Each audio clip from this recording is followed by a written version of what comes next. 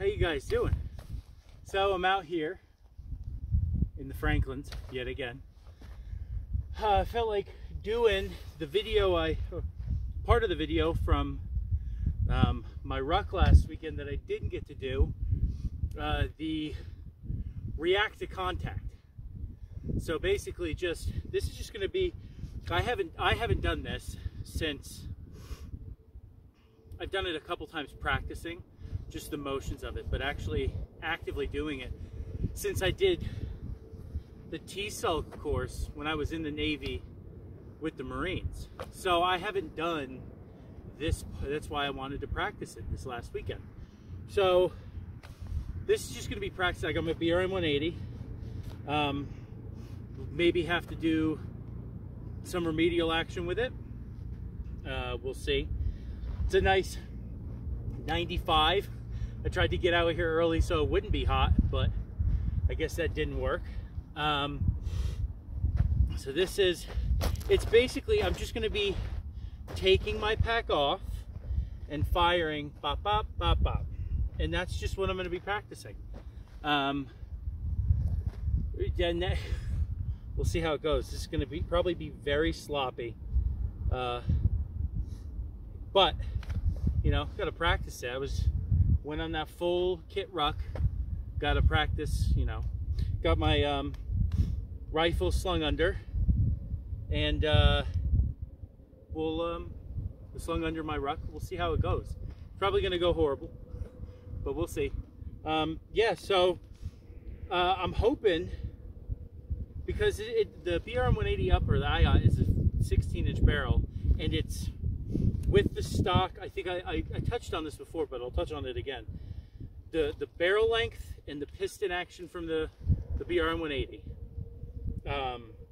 16-inch barrel, 3-prong flash hider, which I works great. The recoil is damn near nothing. But with a normal AR-15 style blower with the normal buffer tube and stock, that's why I got the Car 15 stock, small, slimline, and it collapsed all the way to 1 with this L-can. The eye relief is amazing. You know, it's perfect. Just bring it up, boom. So we'll see if that, with it being a shorter package, that's what she said. We'll see how that correlates to being able to do this, just getting the rifle up and whatnot, being slung in. So throw the pack down, get in the prone, right here.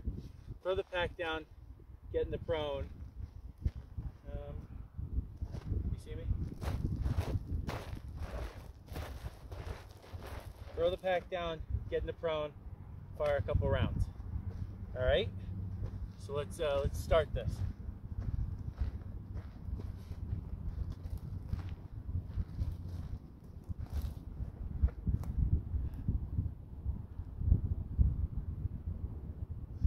Contact.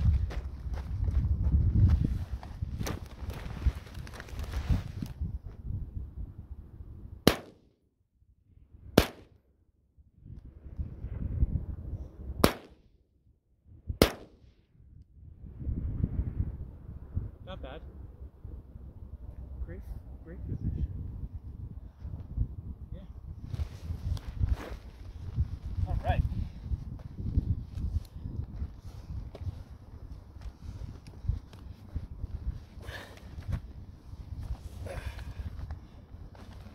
There's one.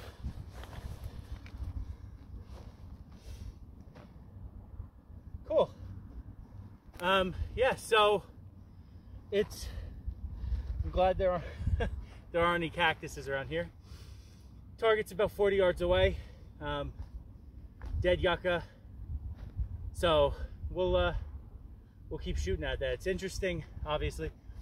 It's a little bit of a slope up, so when I'm shooting, I've got to shoot just over the top of all these creosote bushes. So let's do that again.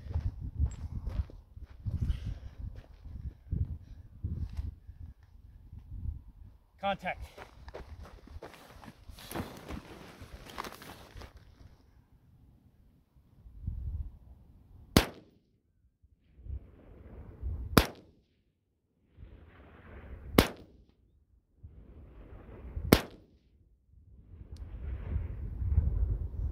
not bad.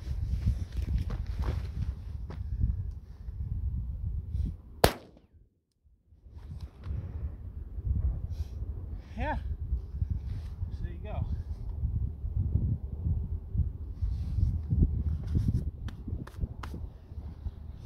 All right, let's do it again.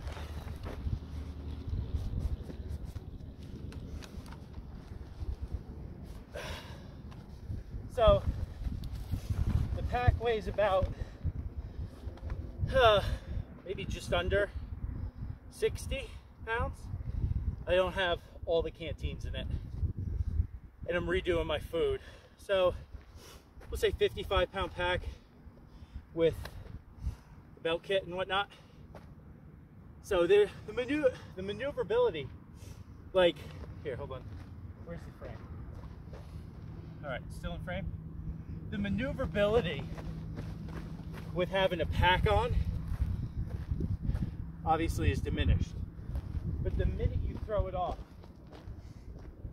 and that's the problem with carrying heavy loads, is it diminishes your maneuverability and your ability to do stuff. And say something happens, contact, engaging, and they're actually a larger force, and they don't, well, yeah, I guess overwhelm you, and you have to fall back or retreat. You gotta leave your ruck behind. You took it off, used it as cover. Actually, John Gardner, I harp back on his book a lot because, I mean, dude did it all. But one of the operations he did in South Africa, contracted for the South African Defense Force for the recce's. He and his partner, they were in, can't remember if it was Mozambique or Angola. They took contact in the bush, and he had to ditch his ruck so they could disengage and frickin' fall back, make their way back to the border, the South African border. And in his pack he had a radio that was a South African made radio, and that's what gave him away. But yeah, I mean, that's your give and take with having this kind of kit on, is if you are taking it off to engage a threat, I wouldn't say it's a 50-50 chance, but there's a pretty good chance that you may have to leave it. Maybe come back for it. That's a whole different fucking whatever. But, you know, there's a pretty good chance you're going to have to leave it. If you take this off to engage something, there's a pretty good chance you're going to have to leave it. Either behind, because you're advancing towards the enemy, and then maybe you can come back and get it. But that's all situational. So anyway, let's do this again.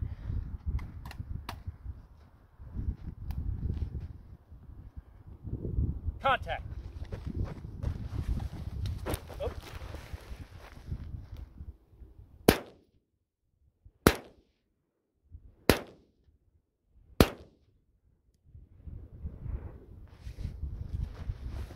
Didn't flip over. The reason I try to have it flip over, one, I don't want the straps in the way.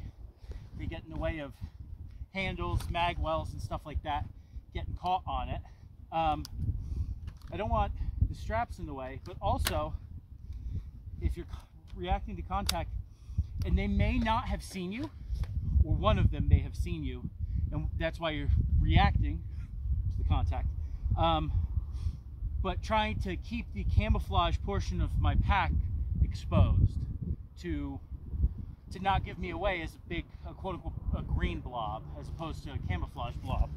So that's one reason why I try and flip it to the camouflage side. Yeah, let's do that again.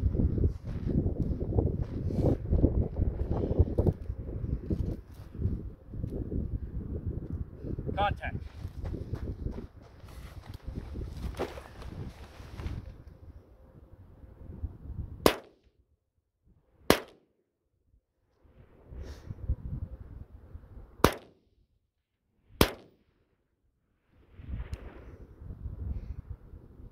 So dry and dusty.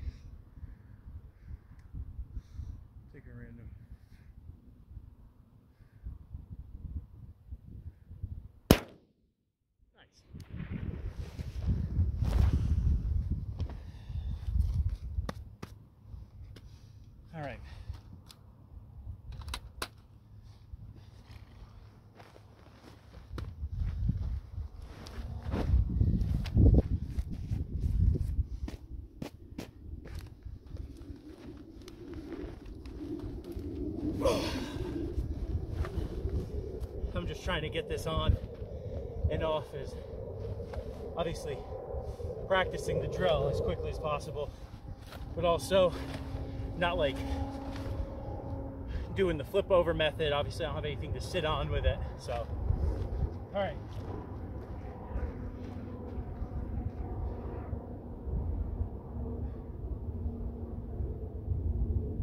Contact.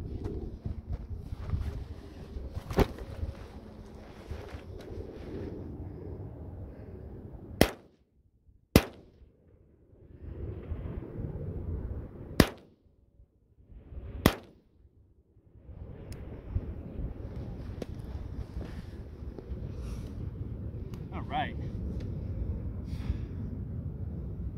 It's a lot, I wouldn't say necessarily harder than it looks, but it's very, no wonder Alice packs have the quick release straps. And also, I mentioned this before in my 3-line video, but also one of the reasons why I have the ammunition on the outer pouches of these, of my rucks, like in the Alice pack, where the medium Alice has 3 pouches, and I try and do water and food, or water, food, and first aid on the top of the food, and then the middle pouch, ammunition, so that if I'm in the prone on top of my pack, I have the ability, and that's one of the reasons I try to flip this to the top, but also have this near the top of it near me, so I can access the top of the pouches without having to necessarily completely reorient the ruck. So yeah. One thing I think a lot of dudes don't think about on a day-to-day basis .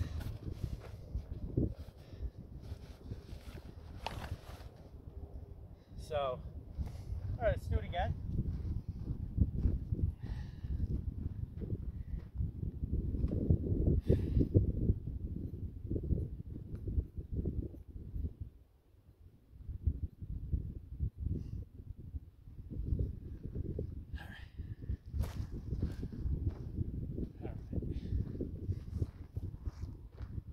I'm gonna try and fucking eat it this time. Contact.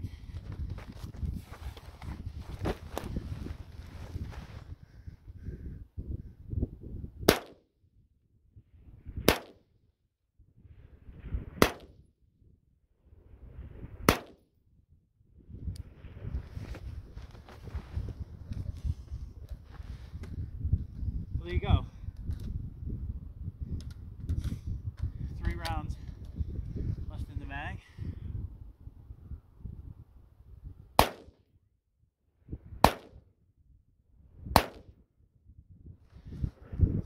Cool. Well, thank you guys for joining me. It's a bit of a shorter video, just because it's the same thing over and over again. So I'm gonna probably get another mag, keep practicing. I just don't want to obviously make a 30-minute long video of me just doing that over and over. So yeah, just something to consider, to think about for gear wise, and practicing. React to contact with your full ruck, just because it's until you start doing it, you don't realize how fucking heavy it is. One, to sling, also 2, in the, I know in the, is it the Marines? JITs, when you're doing McMap, you take off all your fucking jewelry and shit. Definitely should not have my bracelets on if I want to be taking my pack off quickly, at least. But yeah, it's definitely something to consider practicing.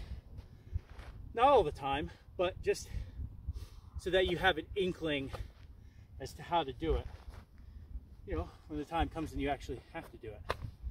So yeah, BRM 180 just outperforms everything.